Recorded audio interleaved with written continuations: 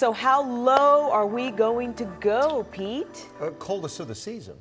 Bone chilly. Bone chilling. I mean, some spots will be in the 40s. Frigid. Woo!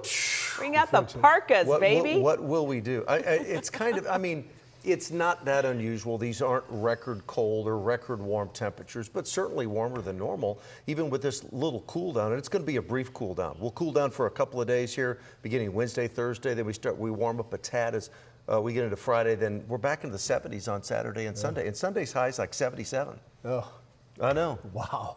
So anyway, there we go. Hey, we've all sweated before on Christmas. I'm not kidding. So, you know, this isn't that unusual. Now, here's my latest ENSO outlook. So El Nino, La Nina.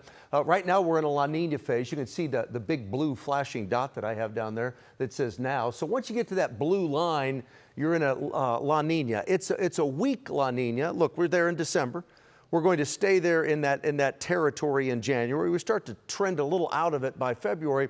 But for the upcoming winter, it's a La Nina winter for North Texas. And just exactly what does that mean for us here? And what is La Nina? Let me start with that. So as we bring the globe in here, La Nina is the cooling of the waters in the equatorial Pacific. And when the waters cool in the equatorial Pacific, whether they warm or cool, but when they cool like they're doing right now, it affects the location of the jet stream. It just shifts it more to the north. That keeps the storms and the cold air away from Texas. And when the storms and cold air stay away from Texas, that keeps us warmer than normal and drier than normal as we head through the winter months. So with that said, what's my winter forecast? Well, here we go. The average temperature during meteorological winter, December, January, and February, the average temperature during that time is a little over 48 degrees. We will be above that as we head through the winter months. And as far as precip goes, we average a little over 8 inches of moisture during the winter months. We'll be drier than that. So warmer than normal and drier than normal as we head through the upcoming winter. But that doesn't mean that we won't have some memorable weather happen. We can still have cold weather. We can certainly still have freezes. And historically, when we have a La Nina winter, historically these winters have at least one Arctic outbreak. And remember, it only takes one winter storm to make for a memorable winter. We've certainly seen that in years past too. This storm system has moved out. There comes our second one.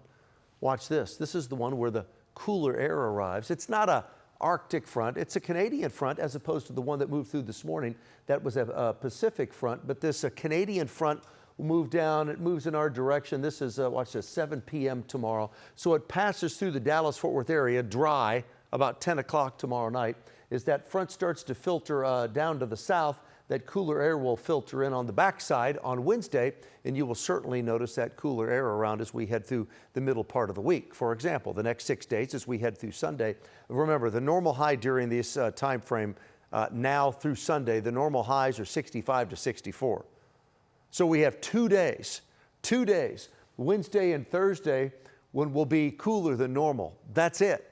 So 63 Wednesday, 67 Thursday, 65 Friday. There we are back into the 70s on Saturday and 77 as we end the weekend on Sunday. Tonight, dry, light winds, cooler, 52 is a low tonight. During the day tomorrow, we'll hit 72. It'll be a beautiful day, a little breezy at times with lots of sunshine, but 72, that's the high tomorrow. There's the next 14 days. Look at those morning low temps.